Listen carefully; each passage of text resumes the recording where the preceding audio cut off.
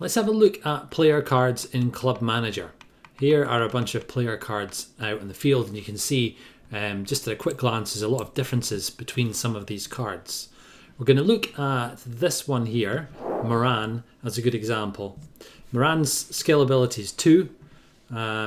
We can see that Moran will stop developing at the end of Season 1. This is the development track here. Stop developing end of Season 1, but can develop up to 3 skill points across this season. So Moran could become a 5-star player or a 5-skill player. Moran will retire at the end of Season 4. That's the rocking chair there. And what we can also see with Moran is that Moran has the injury-prone player attribute. There are 5 different player attributes, and some players have more than one attribute, some have none whatsoever. So this one here is injury prone, and as you can imagine, that would mean Moran would spend more time injured than a typical player, and that injury gets determined at the end of any match that you play. Other icons include the wall, and the wall is a defensive attribute. At some point during the match sequence, we look at the number of walls your team has versus the number of flair players that your opponent has, and if they've got more flair players than you have walls, then they get a chance to score a goal. So it's always good to have a few walls in your team. There's MacArthur has one, Aitken the goalkeeper has one, Pritchard has the wall, as we can see there too. Pritchard has 2 symbols, so 2 attributes. The mobile phone signifies that Pritchard is a prima donna, which can spell trouble for your team's morale. So if you lose a match, instead of just losing 1 morale point, you would lose 2 morale points, and the morale is kept reference here.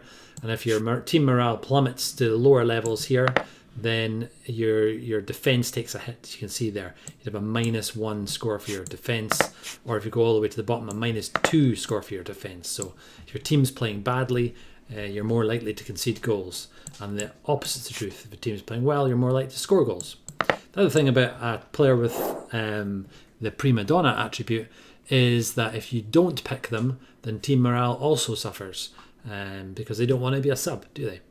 But there's good news. Players with the prima donna attribute bring in more marketing money. Think of that fella Ronaldo. I think a lot of that is true for him.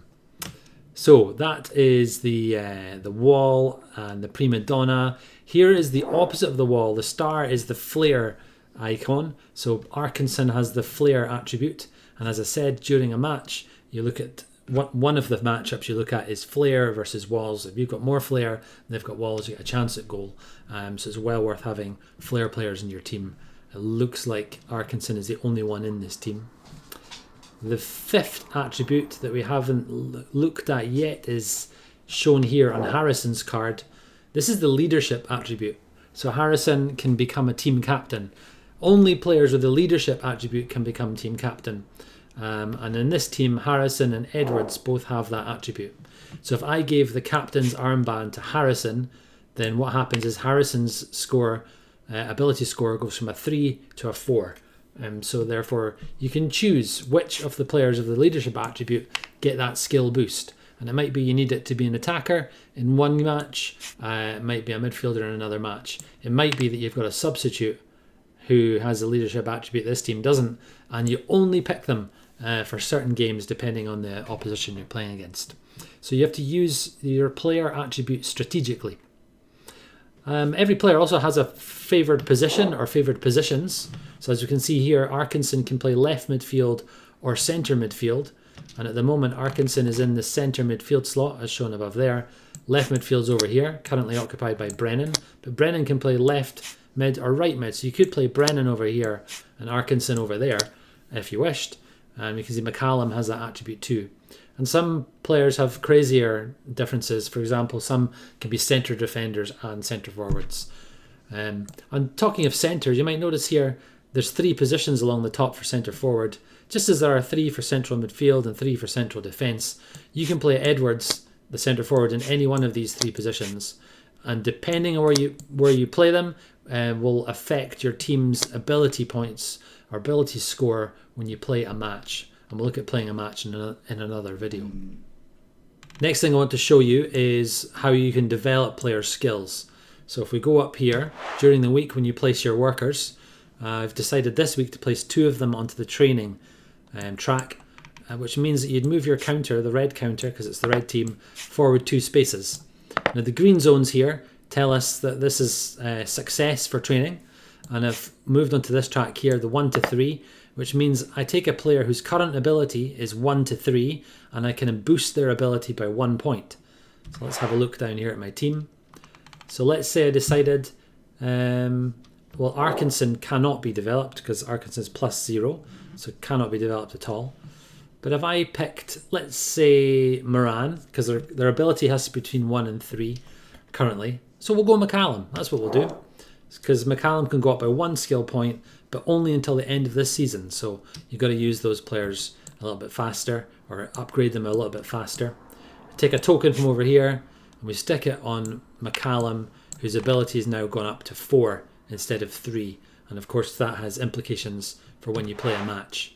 You move your worker back to the start, so that your training track is empty again and you're ready to go.